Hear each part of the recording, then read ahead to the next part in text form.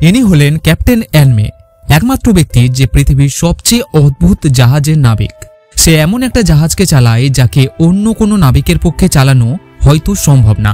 প্রচুর মানুষ তার উপর ভরসা করে জাহাজে ওঠে। তাদের কাছে এই বিপজ্জনক জাহাজে ওঠা ছাড়া বেঁচে থাকার অন্য কোনো উপায় নেই।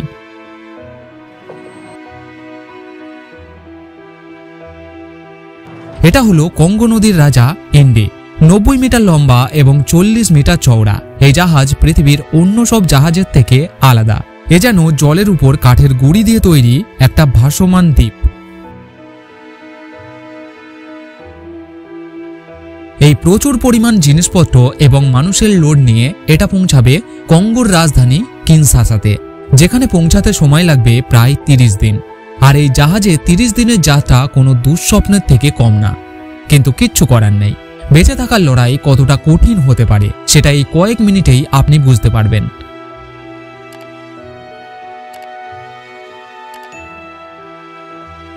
পৃথিবীর সবচেয়ে গরিব দেশগুলোর মধ্যে একটা হলো কঙ্গো। এটা হলো কঙ্গো নদী। এই নদীর আরও একটা নাম আছে, জাইরি। জলের উপর ভাসমান এই জাহাজকে 228টা কাঠের গুঁড়ি দিয়ে তৈরি করা হয়েছে। একটাও যদি ছেড়ে যায় অনেক ক্ষতি হবে, তাই প্রত্যেকটা কাঠের গুঁড়িকে লোহার দড়ি দিয়ে শক্ত করে বাঁধা হয়েছে। সফর শুরু করার আগে বাঁধনগুলোকে ভালোভাবে দেখে নেওয়া হয়। দুটো গুঁড়ির মাঝখানে যদি বেশি ফাঁক থাকে তাহলে সেখানে পড়লে কেউ হয়তো ভেসে যেতে পারে। এখানে প্রায় 50 জন প্যাসেঞ্জার আছে, যাদের বেশিরভাগই ছোটখাটো দোকানদার, যারা কিছু টাকা ইনকাম করার জন্য শহরে যাচ্ছে, এমন কিছু জিনিস বিক্রি করতে যেগুলো শহরে পাওয়া যায় না। শহরে পৌঁছানোর আগে পর্যন্ত আগামী 30 দিন এই অদ্ভুত জাহাজটাই তাদের ঘর।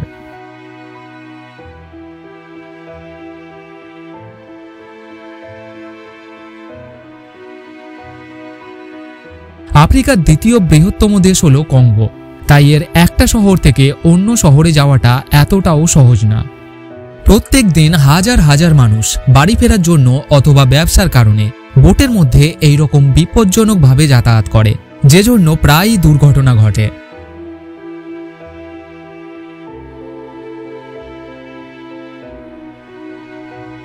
তবে এই জাহাজে ক্যাপ্টেনের ভয় অন্য কিছুতে, ঝড় বৃষ্টি।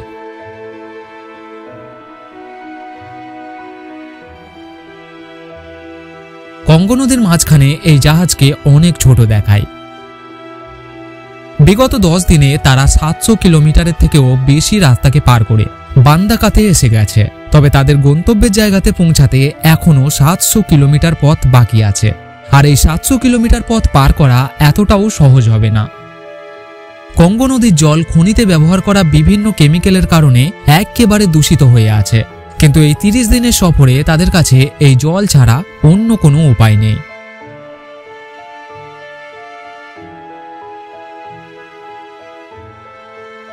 লোহার তার এবং হুকের কারণে মাঝে মধ্যেই কাটা ছেঁড়ার ঘটনা ঘটে, তবে জাহাজেই প্রাথমিক চিকিৎসার ব্যবস্থা আছে।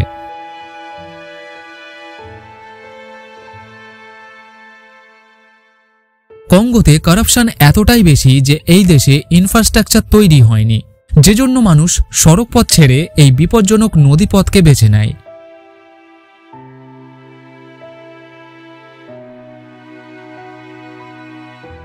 এই দেশে বেকারত্বের হার 40%।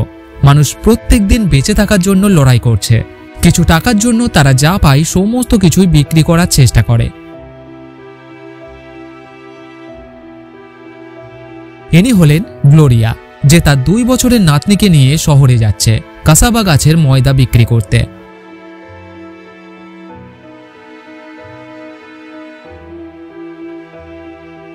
এই জাহাজে ওঠা প্রত্যেক প্যাসেঞ্জারকে 8 ইউরো করে ভাড়া দিতে হয়, তবে গ্লোরিয়ার জন্য ডিসকাউন্ট আছে।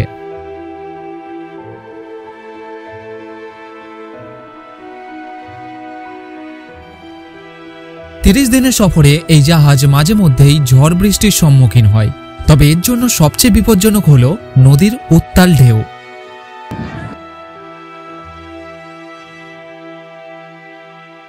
এইরকম পরিস্থিতিতে ক্যাপ্টেন জাহাজকে নদীর পাড়ে থামিয়ে ঝড় বৃষ্টি থামার জন্য অপেক্ষা করে।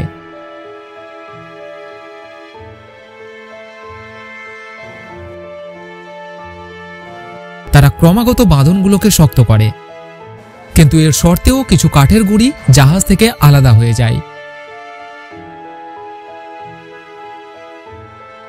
এইরকম ভয়ানক পরিস্থিতিতে কিছু প্যাসেঞ্জার গানের মাধ্যমে নিজেদের আত্মবিশ্বাসকে বাঁচিয়ে রাখে।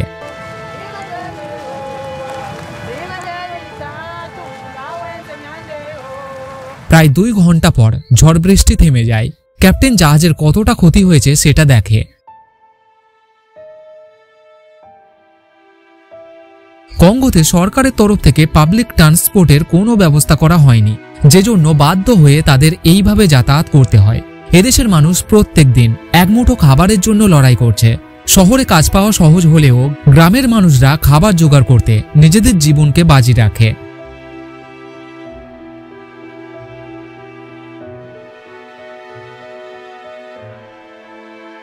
গতকাল ঝড়ের কারণে জাহাজের বেশ কয়েকটা কাঠের গুঁড়ি জলের নিচে চলে গেছে, সেগুলো আর ভাসছে না।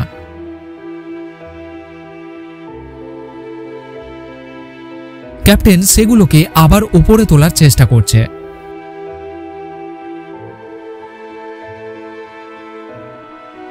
কিন্তু এরপর নদীতে তাদের জন্য আরও একটা বিপদ অপেক্ষা করছে, বালির চর।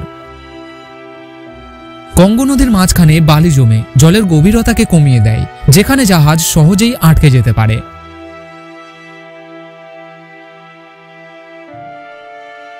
যেটার ভয় ছিল সেটাই হয়েছে, জাহাজ নদীর বালিতে আটকে পড়েছে।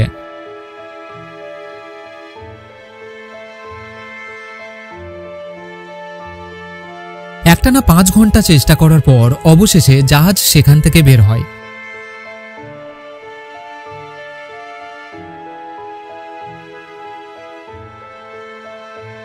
এর কয়েক ঘন্টা পরে জাহাজ আবার পরিষ্কার রুটে চলে আসে।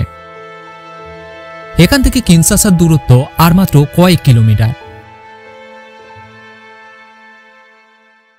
কিন্তু আবহাওয়া আবার খারাপ হতে শুরু করেছে।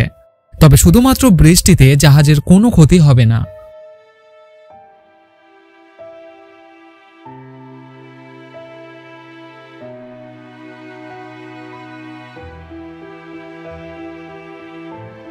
অবশেষে প্রায় 1 মাস পর তারা কিনশাসাতে এসে পৌঁছায় এবং তাদের কঠিন যাত্রার সমাপ্তি হয়।